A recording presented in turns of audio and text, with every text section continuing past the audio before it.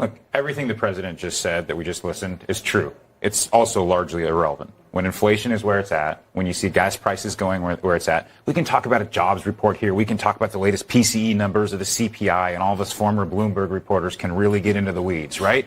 But there's one number that they can't really change right now, and that is what the placard says at the local gas station. Yeah. And that number is high, and that's a daily jobs report that voters, that Americans, consumers see every day, and there's nothing the White House can do about it other than bring down the price of gasoline, which is tough. And maybe blame Putin. And this week the tagline was the Putin price hikes or something to that effect. Look, when I drive past gas stations that say blame Putin more than they say let's go Brandon, I'll know the White House. I'll know the White House has been successful in messaging it. That hasn't happened yet.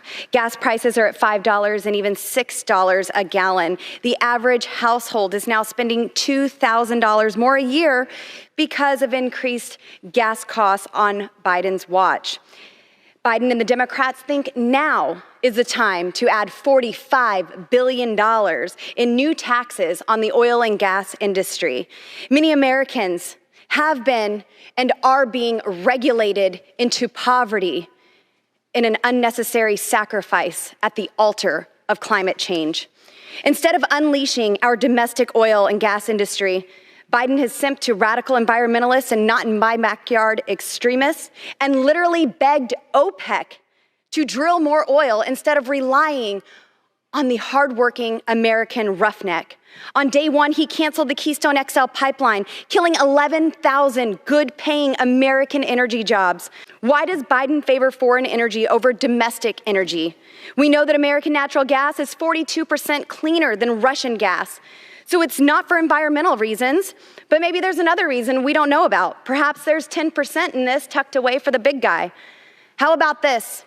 Instead of funding both sides of the war and playing Biden and Pelosi's con game, we should restart construction of the Keystone XL pipeline, overturn Biden's energy leasing moratorium, and expedite permits for pipelines and natural gas exports. We need the American Energy Independence from Russia Act and stop playing Biden's energy from anywhere from America game. Mr. Speaker, America should not only have affordable energy for our own use, but we should be exporting it abroad. We can literally export strength and freedom to our allies. In short, the solution is very simple. Drill, baby, drill. Why in the world would we not learn from the mistakes and learn from the successes of different states in the United States and other countries versus going down this exact path that has been proven to completely fail? And let me be clear, when I say fail, fail on prices, fail on emissions in the environment, and fail on energy security. Why would we do that? We have blocked energy projects from moving forward in the United States only to become more dependent upon Russian energy. We're now turning to Iran, Venezuela, and Saudi Arabia to fill the void. We have blocked access to rare earth or critical minerals in the United States, even though Russia, China, and other nations we don't have allies, we don't have a secure supply chain with, have stepped in and monopolized these resources, preventing us from having a renewable energy industry in the United States. Shame on us, Mr. Chairman, for not stepping up and addressing this issue that is a bipartisan issue that is affecting all of our constituents, especially those that are most impoverished and those that are on fixed income.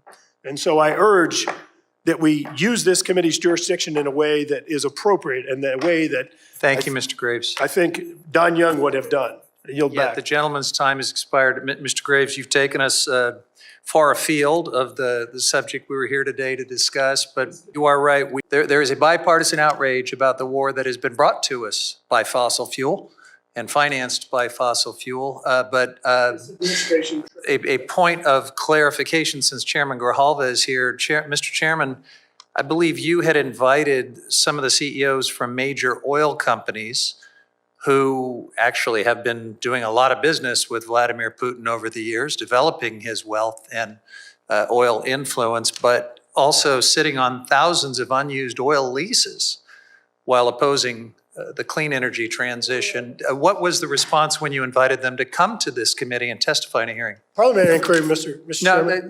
No, I'm asking the gentleman a question that's directly responsive to Parliamentary inquiry, Mr. Chairman. Mr. Grijalva. Mr. Chairman, on the committee rules, doesn't a parliamentary inquiry govern? What is the gentleman's inquiry? I'm just curious, you just spoke for 90 seconds. I'm just curious whose time that was. It's a procedural clarification that Speaking for 90 seconds is a procedural. Okay, well, may I clarify the inaccurate statements that you just made? Mr. Graves, you're really going to object about taking liberties with time? I just want to ask if I can respond to the inaccurate comments. This is a committee. No, this is the United gentleman States cannot, Congress, and I it's appreciate inappropriate Chairman for us Grijalva's to be telling clarification. people in the public that I there are believe Mr. thousands of wells that Napolitano- people are sitting on. It's The not gentleman accurate. is out of It's order. not Ms. accurate. Napolitano had a question. Ms. Napolitano, did you have? This committee has jurisdiction over energy. And we're not doing anything. We're not having hearings. We're not doing bills. We're not going back and looking at all of the unforced errors that put us in this situation.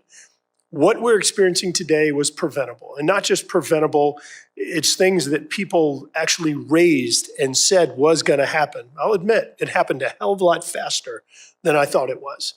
But there has not been a single hearing, not a single bill, no review, no oversight, no nothing. Think for just a minute.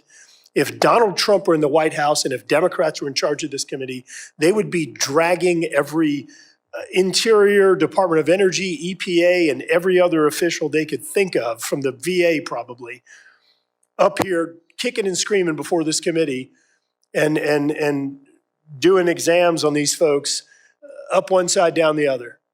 What's happening right now, these are unforced errors. Saying no to everything is not an energy policy. President Obama used to talk about all of the above energy, all of the above energy. And that means solar and wind and hydrogen and geothermal and nuclear and wave and everything else, including conventional fuels like oil and gas. This administration's Energy Information Agency has said that there's going to be a 50% increase in global energy demand, 50%, which includes an increase in oil and it includes an increase in natural gas. Are we going to continue to go down this path of following in the footsteps of what the UK has done? Look at what's going on in Germany right now. Look at the wind debacle that they had in the UK previously.